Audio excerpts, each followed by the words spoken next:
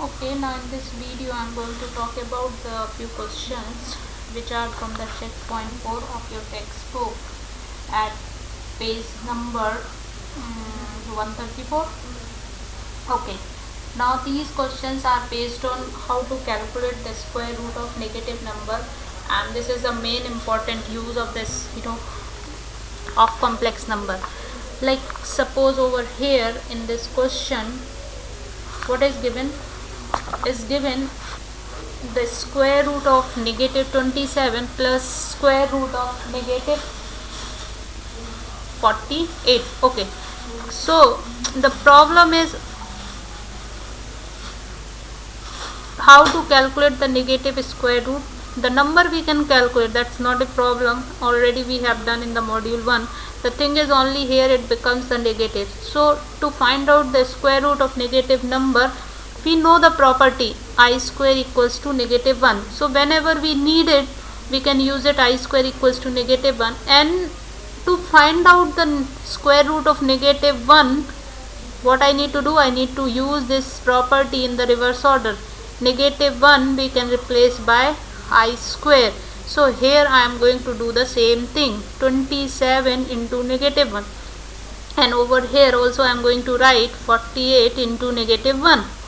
Okay, now this 27 and negative 1's what I can replace, I square. Okay, over here also the same way, I square. Okay, now I will factor out this 27. What I can write, 3 times 3 times 3.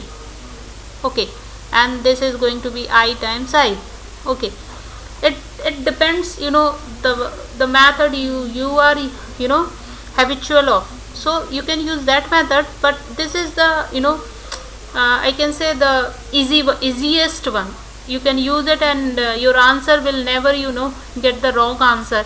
The easy and work out in all the conditions. So like over here, what I can factor out this, I can write it over here, this 48. When I do the factor of 48, it is going to be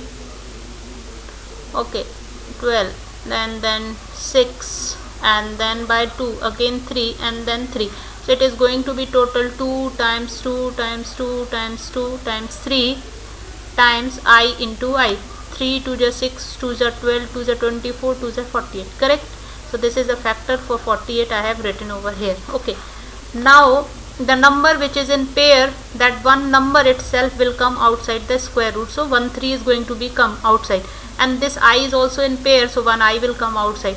This is unpaired number, so will remain inside the square root. Okay, the similar way we need to mark the number which are paired. So this is one pair, this is second pair, and this is third pair. So one number from this pair means 2, one number from this pair again 2, and this 3 is unpaired, so is going to be inside the square root, and this is also in pair, so 1 I also will come, so I.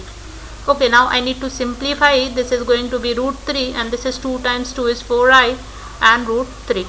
Okay, now over here this part is root 3, this part is root 3, correct? And this is 4i, this is 3i. We can simplify, because 2x and 3x, what we can do, we can add it. 2 and 3 get added and x will remain the same way. Same way over here, this root 3 and this root 3 you can treat as a variable. So this part and this part will get added. So 3 plus 4, what we can write, 3i plus 4i, and root 3 is going to be the common. Here when you will be adding this and this is going to be 7i root 3. So this is the way how we can simplify. Okay, now we work out on the another question. The question number 2 from the checkbook, and that question is, I will see the question, hold on for a second. The question is negative 2 plus negative 3 whole square. Okay, this is going to be the question. Now I need to solve it out, this question, but before solving or before replacing this negative 1 with I square, I need to open this.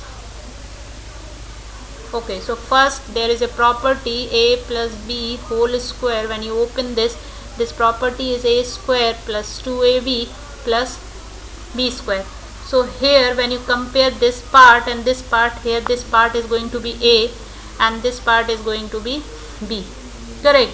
So when you open this property by this property, this is going to be the a square, means negative 2 square. Okay, b part is negative root 3, sorry, not negative root 3 square.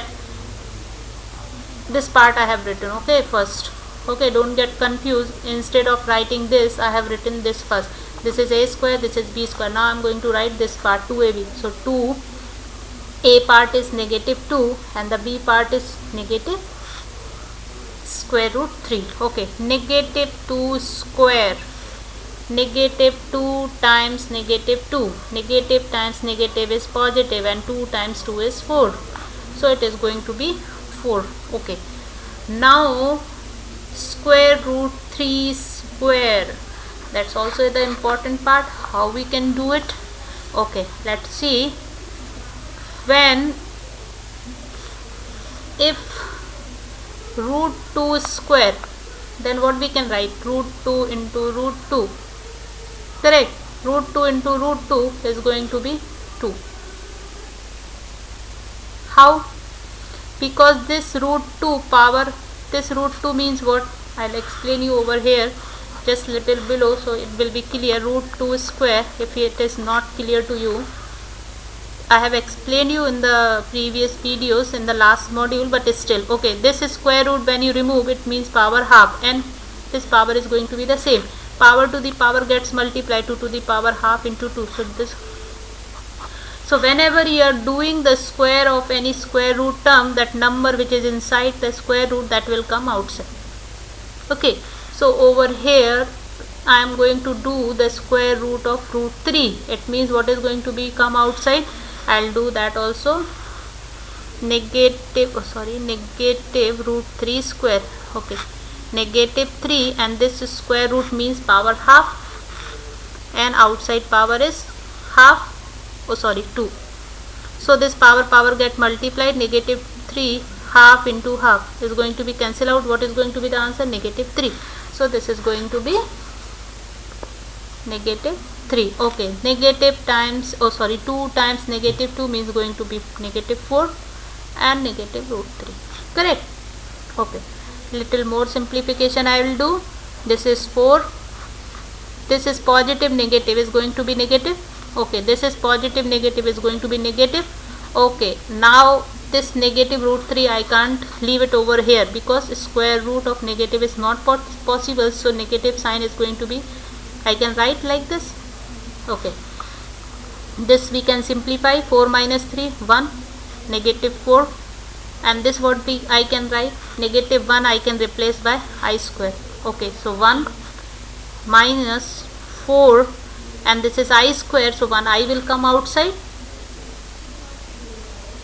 and root 3 is going to be inside, because this is square root is not possible of the number 3, so it is going to be 3. So this is going to be the answer, the term which I can simplify the maximum. I have simplified, and this negative sign I have removed with I square. In the last video, how you have seen already how I square can come outside, because when you break up, this is I times I, square root inside the square root, so 1 I will come outside. So 1 I has come with the 4, and root 3 is unpaired number, so will remain inside the square root sign. So this is going to be our answer. Thank you.